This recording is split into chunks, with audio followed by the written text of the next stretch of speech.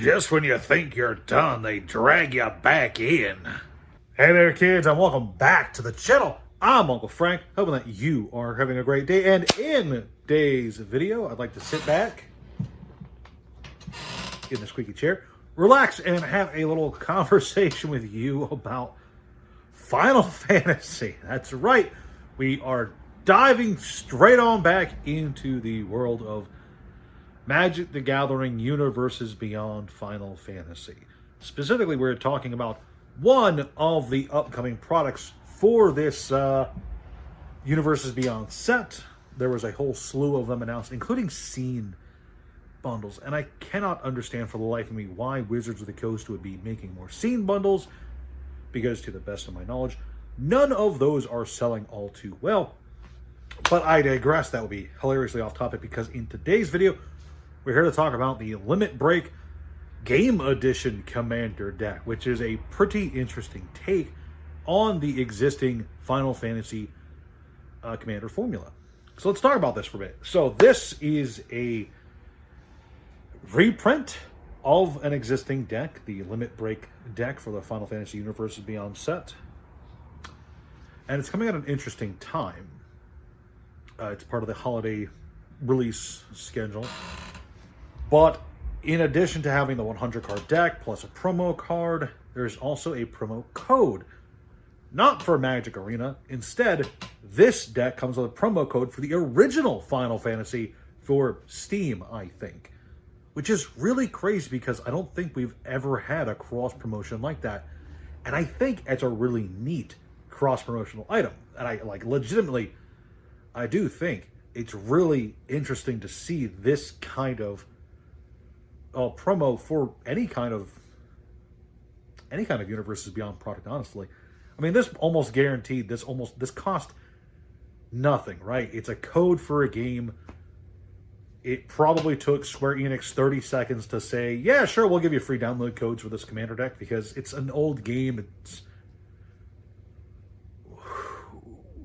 all the money in the OG Final Fantasy has been made, I think, for 7. It's a fairly old game, 30 years old.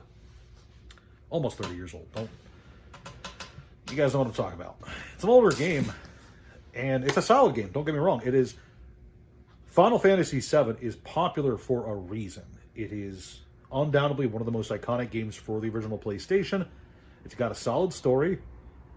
Maybe a bit of a weird main character, but the cast of characters is pretty solid. The gameplay mechanics are good. The graphics, the music, all the jazz, all the extra side content. There's a lot to love in that game. So getting that whole game for free just for buying that Magic the Gathering product you were already buying seems like a sweet bonus. In fact, this is not the only cross-media promotion Wizards has done this year. There was the Spider-Man promo cards you could only get with the Marvel Legends line figures, which I thought was pretty cool too. A shame about the price tag on the figures themselves. But let's talk about why, what's interesting to talk about in regards to this deck itself. And that is the fact that this is technically the third release of this deck. There is the Limit Break deck, the normal version, which comes with the deck and a Commander, it's not a, no, Collector Booster demo pack. It's a sample pack that only has 2 cards in it.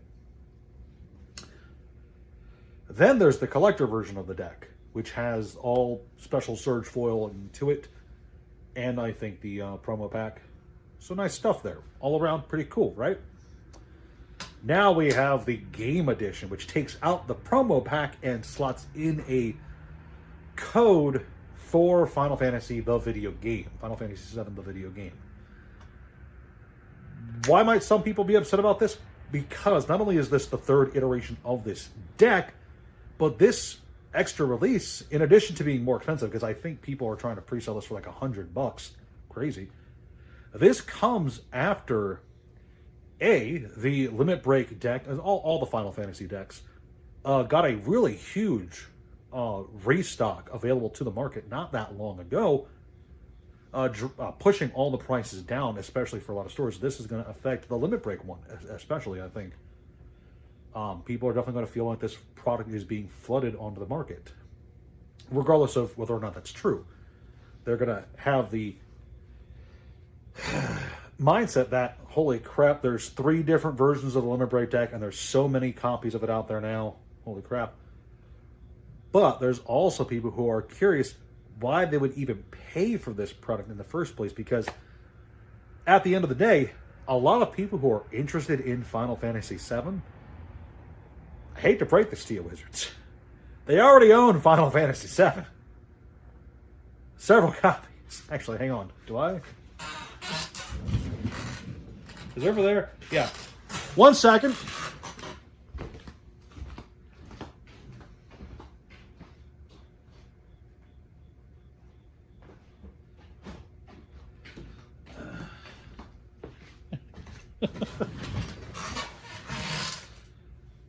It's not like it's a rare game. It's pretty common. It's pretty easy to get a hold of if you want Final Fantasy VII for the PC. The people who might be interested in it. Now, I'm not saying there's no value to a free download of the game. Obviously, that's not true. God, this thing is ancient. Ancient stuff. I'm not saying that there's no value to it, but I am saying a lot of people who might be interested in playing the Final Fantasy VII video game, they probably already have it. But more to the point, to the people who don't already have it, it raises the question of, what do you consider the better value? The original version of this deck that comes with the extra 2-card promo pack, or this version, which comes with a nearly 30-year-old video game for free? And that kind of comes down to the individual. I can't tell you which one is better, 2 free cards of the collector variety, or a video game, a good video game at that. I couldn't possibly tell you which one's better. It's down to your decision. It's down to your own judgment, which one you would value more. But I do think, regardless of owning the video game prior or not, collecting the video game prior or not, this is definitely an interesting product, and one that I do think is going to have some collectability to it, because it's a very unique item.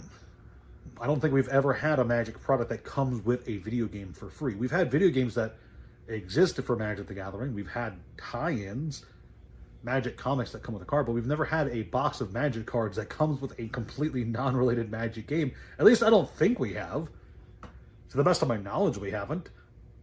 This is new territory. This is a new branch for the game to kind of move out on. And it raises the question of what kind of promos and what kind of tie-ins could be in Magic's future. Not just for Universes Beyond, but as a whole. Because look, there are several video games for Magic the Gathering. There's Chandelar, there's Battle Mage, there's some Xbox games, there's Duels of the Planeswalkers, and of course there's Arena, obviously, but let's not talk about Arena right now. What's stopping Wizards of the Coast's digital branch from packaging a download for Chandelar with a future Magic product? Nothing. That's on the table now. That is something that they could do. Same with Battle Mage, assuming Battle Mage could work on the PC. I'm assuming it can. It was a PlayStation 1 game. It's not a good game now that I think about it. Maybe let's not talk about Battle Mage. But yeah, this is, regardless of the product itself and how you feel about it, it does open a new door for Wizards of the Coast moving forward. It gives them a new kind of way to sell products to the consumer, not just with bonus cards, but with bonus games packaged right in there. And that, I think, makes this a pretty interesting item, and perhaps the most standout item of 2025, in my opinion. But just because of how out of left field it really is. I think it's neat. I think it's a pretty historic item for Magic the Gathering, and I think it's something worth paying attention to, not just as it is, but as a long-term collectible. That's pretty cool. And again, it does come down to whether you value a whole video game or some extra collector cards. So, at the end of the day, I just want to say it's really neat. It really got my attention the other day when I somehow completely ignored it during the original announcement, but then I went back and looked at the whole product lineup, but I'm like, oh, that's not just alternate art for the deck. It's an actual video game in the deck. That's crazy. So let me know what you guys think about this nonsense in the comments down below. Do you think a free video game is worth it? Do you think it's not worth it? Let me know. I'm curious to find out. Thank you so much for watching, and I'll see you guys in the next one. I mean, if I have it, how rare could it possibly be? Anyway, let's get back to playing Gale of Darkness.